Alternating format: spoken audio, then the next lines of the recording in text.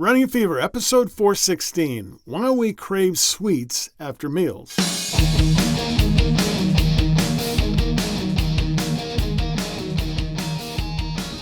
Welcome to Running a Fever. My name's Michael Davis. My goal is to live a long, healthy, happy, active life right up to the very end. If that sounds good to you, you're in the right place. Sometimes it seems like I just have to have a dessert with every meal. I immediately want something sweet after I've finished my main course. I wonder if it's a habit, but it seems to happen even when I haven't done it in a while. It seems to be just a part of eating. Now, if I'm able to wait a little while, the craving usually passes. We've all heard that it takes a long time for the stomach to tell our brains it is satisfied. Registered dietitian and nutritionist Natalie Butler has put together 4 reasons for this after-meal craving of sugary treats. Let's take a look at them. First of all, let's take a look at how this works in the body. Sugar is an addictive substance because it activates the reward centers in the brain, releasing opioids and dopamine, which give us pleasure and train us to want it again and again. This is a lizard brain function, one that has been part of our nature since the beginning of human existence. It helps us survive by making us choose sweet over bitter, which in the wild could mean safe versus dangerous. The good news is that these cravings are usually temporary. Now let's look at some of the reasons in some detail.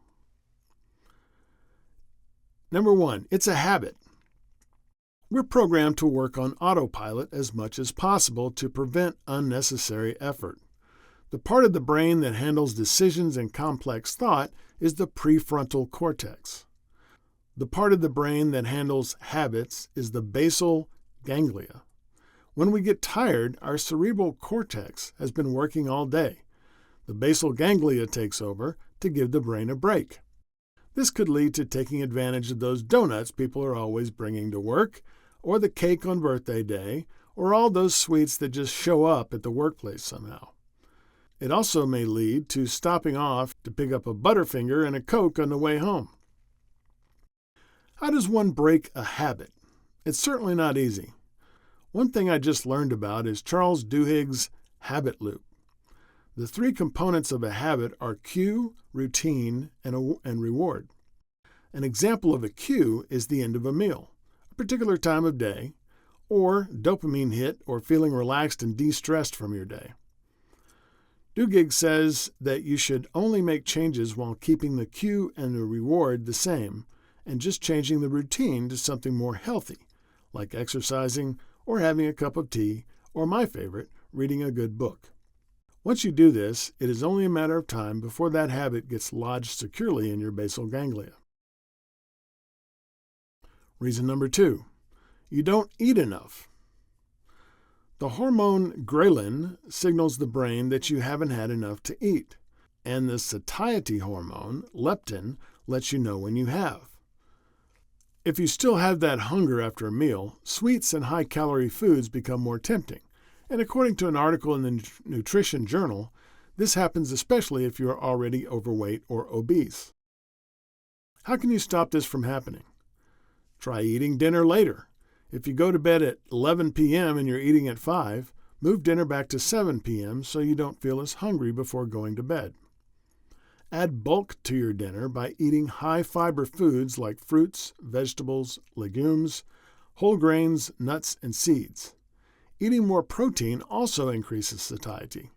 And finally, you can just add calories to your meal by eating more of the above, or using more oil in preparation of the meal. Number 3, you eat too fast.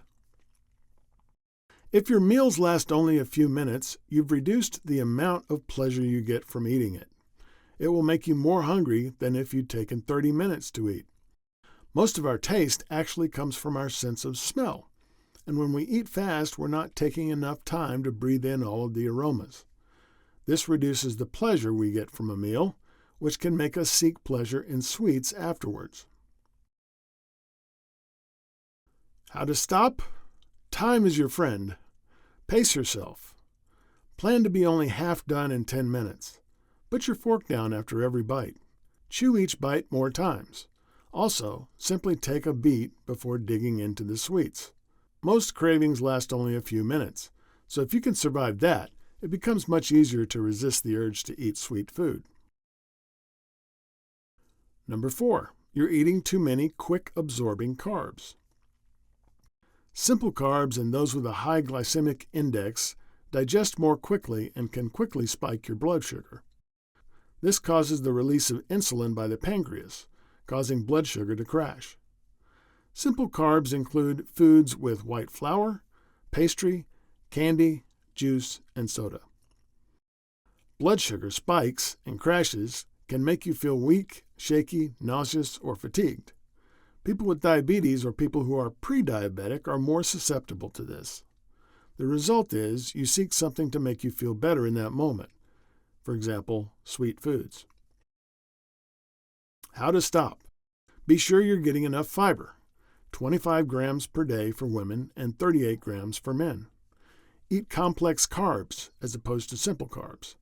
Complex carbs include beans, whole grains, and vegetables. These are more slowly digested. Avoid eating an all-carb diet.